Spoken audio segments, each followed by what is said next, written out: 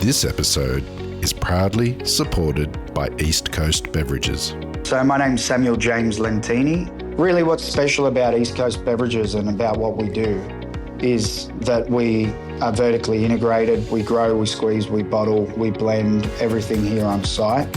And not only that, I think what is really special is that all of the bars and restaurants and hospitality venues, they're able to come and visit our site. And once they come to our site, they see what our process is and they can actually see that the lemons, limes and oranges are all getting squeezed here, where we're not using a concentrate that comes from overseas. What is really special is that we invite people to come here. We have events here, and we're a family business, and we're able to really just work off the foundations that my grandfather built many years ago and continue a quality product range.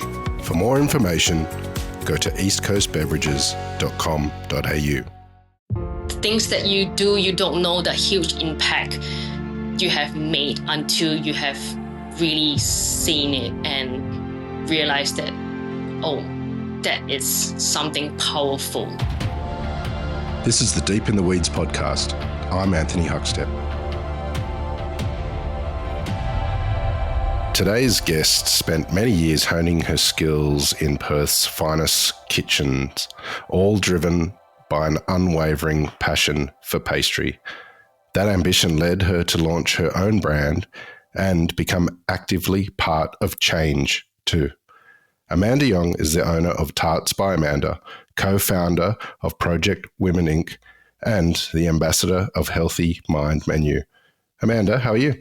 Hi, Huck. Well, thank you for having me on this podcast. I've been actually following for, I think, a couple years now. So I actually was really excited to actually be on this podcast. Well, we're excited to get you on the show. You're a very busy person, and I know you've been doing a lot of traveling at the moment, but how are things going at the moment for you? Things are actually as we're doing the recording, so it has actually been pretty hectic this week because coming back to Perth and getting Project WOMN's next event coming up in a couple of days. It has been really, I want to say challenging, but it's just when you organize events and it's like 2 days out, there is a lot of like nitty gritty run sheet and all of this organization that we have to organize, and obviously the three of us. Project WOMN is a three women team. So I'm 1/3, the other 1/3 is Ning Lai, and the other 1/3 is Sophie Charlin. So three of us, we have different kind of jobs. Like we contribute differently into Project WOMN Inc, be it whether it's food menu or charity to table setting. So we've been pretty busy this week, especially when the event is coming up. So I would say hectic, one word. Well, you're doing all sorts of things. Tell us a little bit about what Project WOMN is and what you're doing, what the event is that you got coming up. So the next event coming up in a couple of days on the 11th of October at Yong, North Fremantle, is we're fundraising for yourtoolkit.com. So yourtoolkit.com is a safe platform online for women and children that they need help and they have they don't know what to do. They can go online and they can have help. What is it about, where they can go to, and I think that's a very powerful tool that actually, I wouldn't even say woman actually. I think everybody that we can, or children, like there are people. Not a stigma for just woman domestic violence. There are like different kinds of domestic violence, of course. But I think that would be a great platform that it's a good start for people to read about it. So that's one. So Project WOMN, it consists, so how we started Project WOMN, it was during COVID. It was just three of us. It was Jewel before she stepped down, before Sophie took over. So I would say Project WOMN was run by three women during COVID lockdown. We sat down at a table and we were so grateful that we still had a roof over our head. We still be able to have like food that was at we still had food on our table.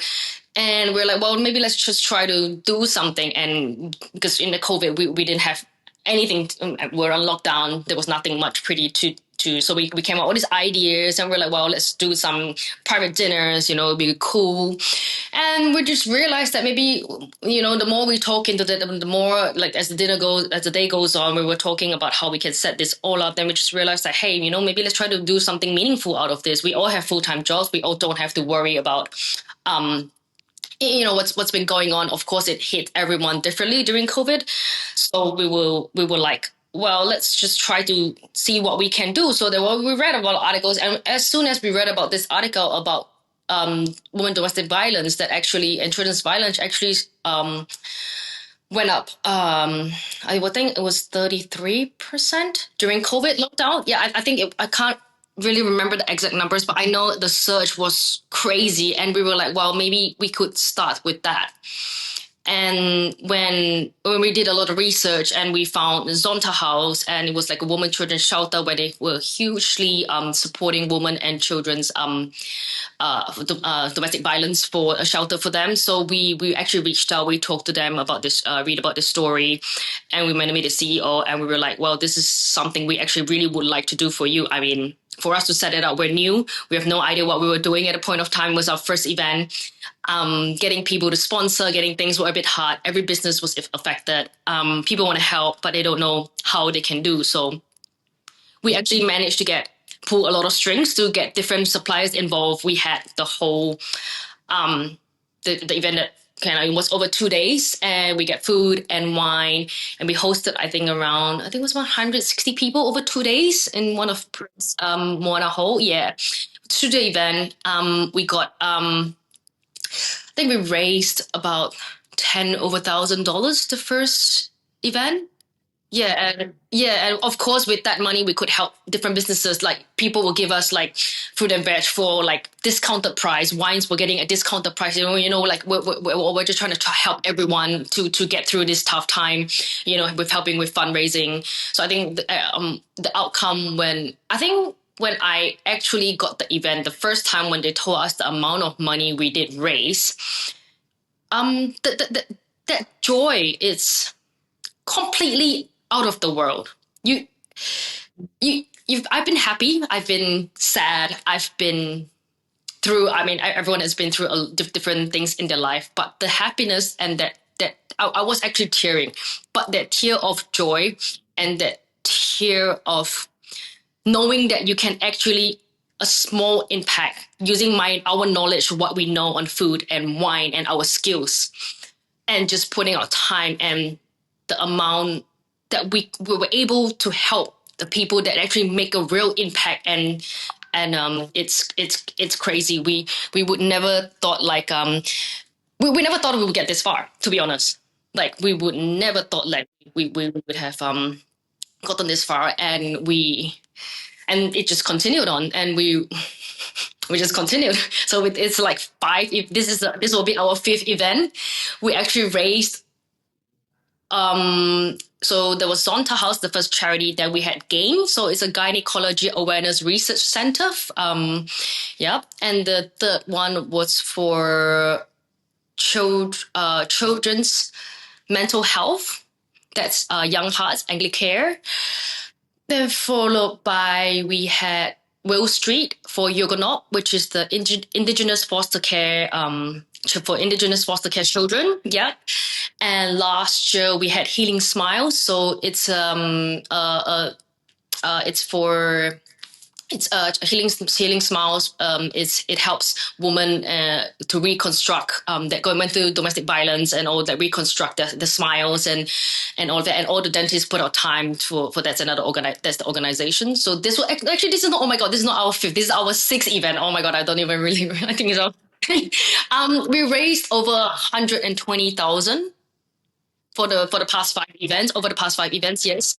I think we served around like 680 people, and if we count the plates, it was like maybe 4,500 plates of something. Yeah, that we put on the table to be able to help people. It's how I know this numbers correctly, because we were just doing the run sheet. We were just doing the run sheet for the next event this morning. So the MC, That's handy. Max Van Heusen, we were going through all of that. And we were like, going through all of that. And I was talking to Max Van Heusen is our MC this time. So we were like, yeah. Yeah. So yeah, that's why I know this kind of this numbers. He was asking me. I actually thought it was our fifth event, but actually it's our sixth. Oh my god! Now that I said it, but yeah, that's it's a pretty like I said, every event after knowing how much you're able to help the impact, I think it really is a joy that I think I could never express. I don't know how to put it into words. I cannot just comprehend that feeling, and I always have it. It's like you are very happy, but you have butterflies in your tummy. Yeah, amazing. It's you're also involved with the Healthy Mind menu. Tell us a little bit about that project. So Healthy Mind menu started with I was actually asked I think a couple years ago to sit on the board of as one of the to join the board because of what I do, and of course being able to help people is what I liked. So the Healthy Mind menu story was it was a couple of businessmen that they actually they go to the Steve's restaurant in Netherlands. No, not Steve's Netherlands. Stephen Clark's of North Beach. Sorry, yeah, Stephen Clark. Yeah, Clark's of North Beach. They always go there all the time. And they actually, enjoy talking to the chef. And they actually, they were talking to a lot of all these chefs. And it's a very family friendly restaurant. And they were actually, hang on. Oh my God. Suddenly my mind went blank. So they were actually the chefs, and then I think the chefs got his dream job in Sydney or Melbourne, or I can't remember, but it was over east. And he came back for Christmas, and the chefs came back, still talking to all these people, and he committed suicide. He killed himself. So I think that was how Healthy Mind Menu was started, because they were looking after the chefs and all. So Stephen Clark he's like one of the main guys. Hotel AHA is one of the things as well, and our board is yeah. So when they asked me to sit on this I was asked initially, to sit be one of the board members to help with the industry, to obviously go for talks and so we did a few TAFE talks for young chefs, asking them to watch. Of course, looking out for their mental health is very important, as well as young chefs starting out, in this industry is really a lot of hours of grinding, and that could really turn a turmoil on our body, on ourself, on our mental state. And a lot of these young chefs, they all come from I wouldn't say most of them. I mean, we're a very diverse community in Perth, and obviously there's a lot of students around here which they come here and they study, and their family's not around, so we obviously want to look after their mental health as well, because these are the future chefs that are gonna be the future young rising stars that's going to take over our position one day when the older ones, retire. Or so these are the people that we really need to look after as well. So I think that was one of the main reasons when I was doing all of that, I went into teaching a little bit, training people to be chefs as well. I was teaching for a bit, for a certificate 3 to be a chef as well. So that was kind of my little dab over there. So I'm doing some work with Healthy Mind Menu still. For now, I'm traveling a little bit, so I haven't been as much hands on. But when I was here, we would go for boxing classes, do healthy. We actually go every Wednesday morning, boxing classes, bike bar, to just to be able to show people that we can do stuff if we want. You don't have to keep to yourself. You don't have to. So that was pretty much a lot of Yeah. What sort of impact do you see these positive things with Healthy Mind Menu having on people in the hospitality industry? I think a lot of times people don't even know that they're burnt out. But yeah, you have to bring that awareness, or even people don't even know they're burnt out until they are burnt out. So I think how Healthy Mind Mary has bring a lot of awareness to people to watch themselves. What are the red flags that you're seeing? Red flags, orange flags you're seeing before you're actually burning out. I think that's the most important thing, because we to be honest, even myself, I've been through like this burnout, and I didn't even know I was burned out. I didn't had that talks where people that we had a talk to bring me awareness that, hey, if these are the signs that you are looking for, you might actually be on the close of having a burnout. So you need to watch yourself, be careful, and what are the signs you can do? Exercise more, meditation, or so. I think Healthy Mind Menu provides all these steps, and like there's all these steps to help you prevent the burnout and help you prevent and you can read about it. And I think that that's actually really good, because we do hold workshops online for people who we have recordings as well, that we do like workshops, and people who don't want to. I think it's still a very it's still a stigma. I would say people are not open to sharing. I would say people are very still closed off and like, no, I'm fine. I'm okay. I'm okay.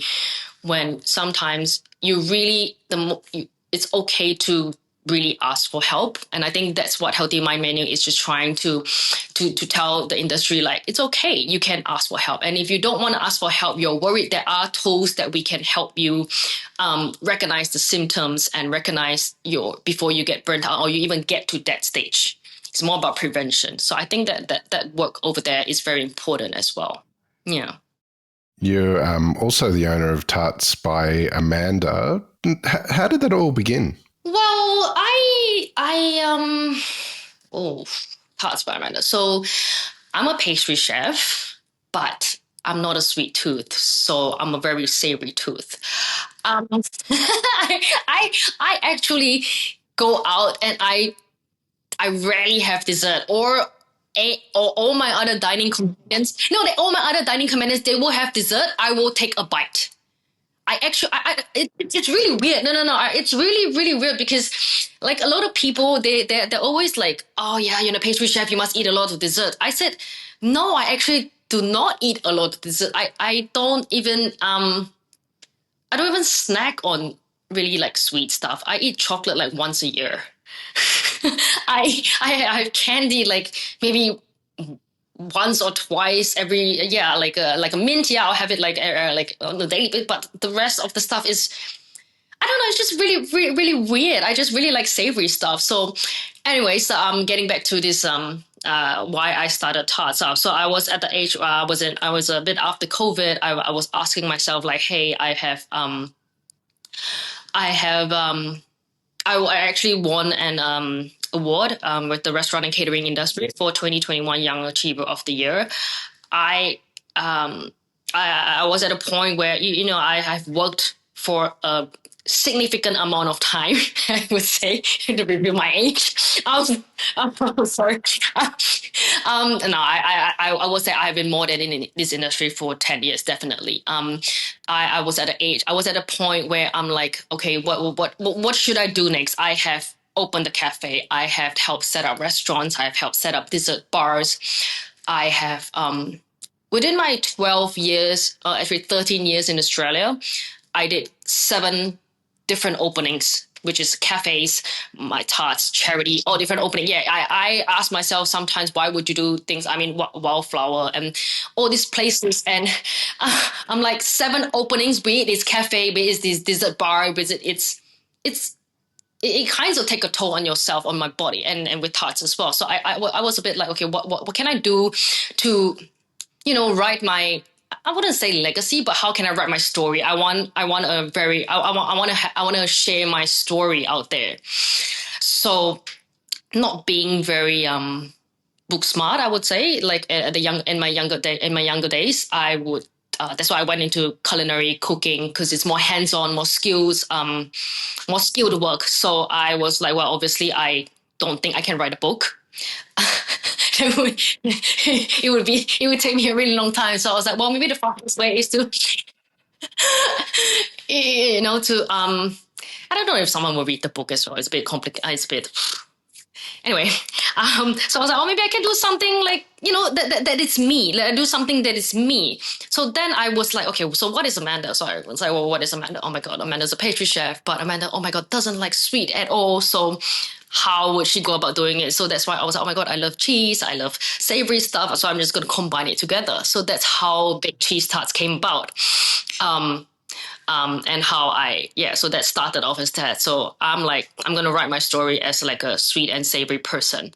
You really made a name for yourself with your cheese tarts. Tell us a bit about sort of the signature ones. What's the real standout for you? So I normally, the cheese tarts is a base. I use the cheese tarts are always the base. So it's a short crust pastry with like a baked cheese, double cooked baked cheese custard.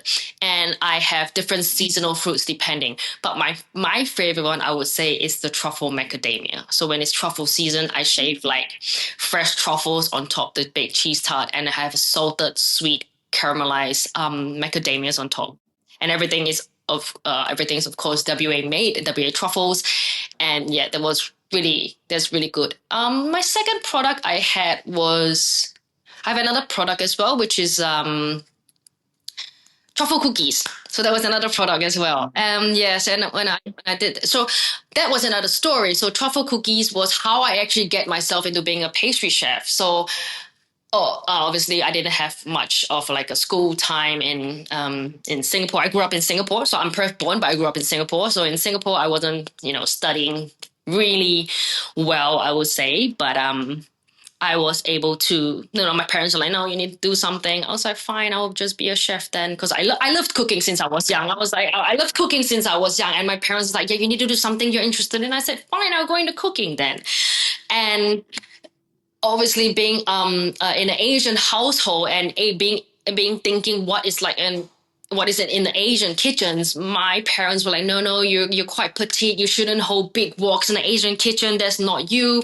So they kind of like, maybe you should go into pastry. And at a point of time, I've never baked in my life. I cooked for the family every night since when I was 10 years old. I started cooking, but I've never really I was just interested. I'm always in the kitchen. I'm with my grandparents, with my grandma, or I'm always in the kitchen. Like I would just, let me help you chop something. Let me help you fry something. That's what I always like to do. But with my grandparents. And yeah, my parents were like, no, you're not gonna get into the Asian kitchen. Let's do something pastry. I said, okay, sure. I mean, maybe I can. I have no idea what am I gonna do. So that cookie was our first. That sablé viennois. That cookie was my first cookie that I baked as a pastry student. That shape and that recipe. But yeah, so and after I baked that, and it turned after I was piping it, and I was like, oh, okay, so it actually turned out not bad. I mean, maybe, and I was telling myself, well, maybe I could be a pastry chef then. So I was like, all right, sure. If I can pipe a cookie, I'm sure I can be a pastry chef. Being young at 18 and maybe 18 thinking like, yeah, I can just pipe a cookie and I can be the best chef in the world. Those kind of stuff. Or like, you have these big wild dreams that we were just all students, and there was like, yeah, you know what, I can be a pastry chef. So, okay then. So that was kind of my first cookie that I baked. I learned from my French mentor, French chef that was in the Singapore school. And like we said before, my love for savory food. So I incorporated truffles into a butter cookie. So that is one of my big sellers as well. Now it's currently on hold because I'm traveling. So before that, it was sold at a few boutique small markets before, yeah, and people could order straight through me as well. You mentioned that you were born in WA, but you grew up in Singapore. Tell us about coming back to WA. When did that happen, and what was that like for you? To be honest, I didn't know what I was getting myself into. I really, because I've come to Australia for a holiday when we were young, but having a holiday and really living in a city is a total different stuff.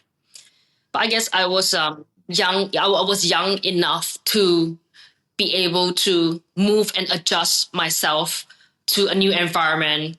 And when my parents decided, hey, maybe it's time we could come back, it would be a good opportunity for you to work here instead in Singapore. And I was like, okay, yeah, sure. I never given actually a second thought about it because we're at an age where we just kind of like, okay, I don't know what I'm gonna do. Okay, I worked in the kitchen, but I'm gonna continue working in the kitchen. Like everything was up in the air. But coming back here, I do have to say I am glad my parents made that choice for me.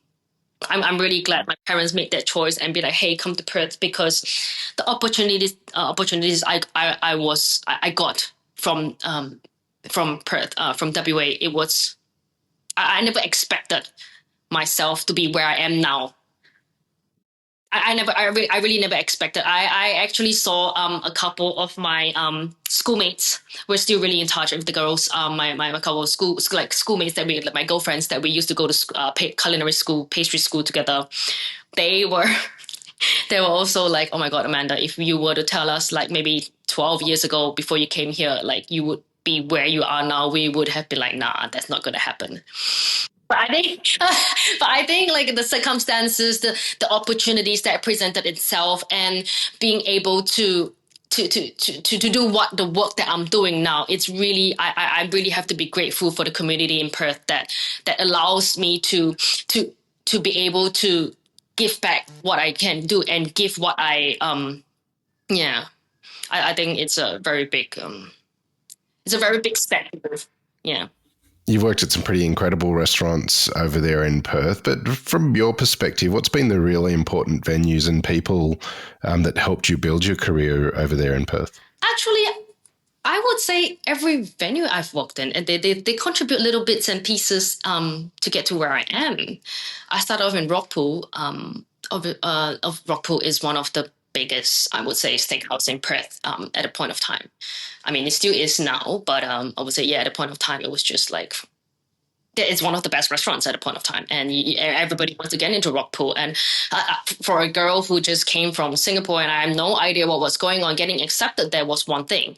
And I was able to process like, oh shit, I actually got into a really nice organization.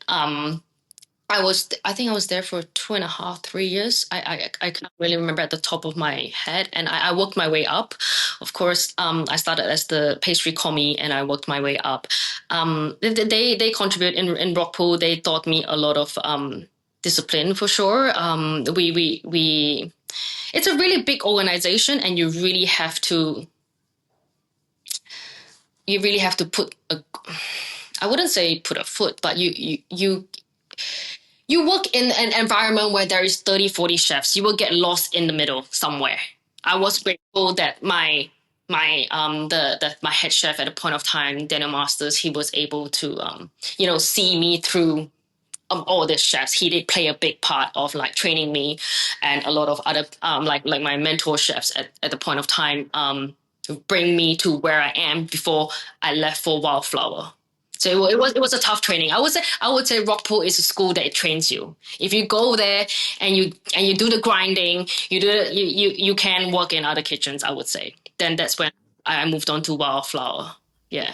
Wildflower is a very different proposition to Rockpool. What was it like being in that kitchen compared to where you'd come from?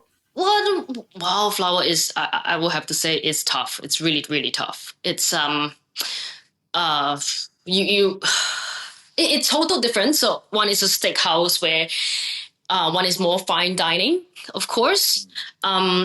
Working there, it's been one of my best times I had of my life. The people I knew, the people I know, the training I've gotten, the knowledge I've gained at Wildflower, it's incredible. It's just incredible. Like I all the knowledge that I have, a lot of times it all came from Wildflower of that. The kitchen was I would say because it was a new restaurant, so everyone is just getting their foot in, trying to set out what is good, what is not good. eventually we won number one restaurant of the year. Number one restaurant for Wildflower. Of course, we were like delighted. We were happy, and to get to where the restaurant is, I would say everyone worked really, really, really hard. The hours, the service. It wasn't just like chefs. It was back of house, front of house. You really needed that teamwork. You really needed to put that teamwork through to be able to run a restaurant like that. It's really about all the teamwork. Yeah, we had really great support from front of house and back of house. Yeah. A lot of what you do these days is to help other people, but it still revolves around food and the hospitality industry. What sort of impact does all of this have on you, sort of all of these projects? What's it like, and has there been a big impact on you? This, I would definitely say yes. So you know how, yeah, like what you mentioned, actually, I want to make an impact to, the community and all. Actually, doing all this project actually helped myself in my mental health. I was in, I think, like I said, I didn't know I was in, I didn't see my red flags as well. My own red flags that I was grinding and putting myself through. Going to doing all these events, helping people, it actually shaped me to be more aware of myself.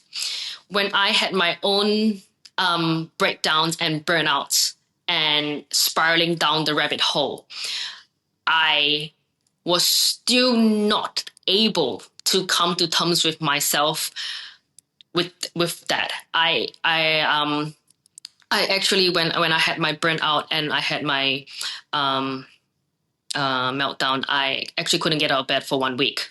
It was really, really tough.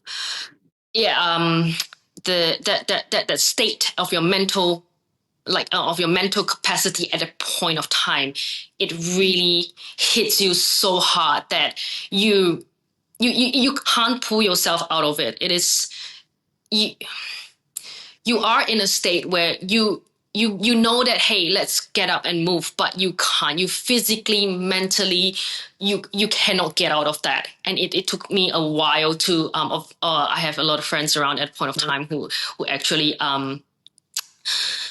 helped me through that. And with Healthy Mind Menu and the work that I do, I actually get more. I was more aware of. Now that I'm more aware, when I'm getting burnt out, when I'm overwhelmed, I'll be able to say that, hey, I need to step off of this. I'm really overwhelmed, whether it's my mind going at 10,000 miles per hour, kilometers an hour, or, just like having like, oh my God, I need to do this. I have Project WOMN. I have like, I think a lot of time we put a lot of all this, I wouldn't say unnecessary stress, but a lot of times we take on energies and stress on ourselves that we if we actually, sometimes I do very simple exercises now. Just stop, take a deep breath, breathe, walk out of the situation, go somewhere that you're not in like, even if I'm in a room and I feel overwhelmed because I have a lot of work to do, just stop, go out, take a fresh air, come back in, and just, okay, well, then we go. So I with all the Healthy Mind Menu and all these things that I'm doing, and like Project WOMN, with all I get to recognize myself a little bit more. So I would say they actually helped me. They helped me, myself personally. Yeah. Well, it's incredible, the journey that you've gone on, and you're helping so many people. What do you love about what you do? I think the how I love about it's just, that the small steps you are making to heal yourself makes a big footprint in someone else's life. I think things that you do, you don't know the huge impact you have made until you have really seen it and realized that, oh, that is something powerful. And people, and you see the pull that you can pull the community together. It is amazing that you have this idea, and then you talk to the community around you, and they're so supportive, and they all come together and make this event happen. I think that's incredible. That is really incredible. Yeah. I think that's I love what I do. Yeah. Well, I think it's incredible what you are doing, and an absolute honour to have you on Deep in the Weeds today to hear a part of your story. So please keep in touch and we'll catch up again soon. All right. Thank you so much, Huck. This is the Deep in the Weeds podcast. I'm Anthony Huckstep. Stay tuned as we take a deep dive into the lives of the incredible people who ply their trade in the food and hospitality sector. Special thanks to executive producer Rob Locke for making this all happen. Follow us on Instagram at Deep in the Weeds Podcast or email us at podcast@deepintheweeds.com.au. Thanks to executive producer Rob Locke for making this all happen. Stay safe and be well.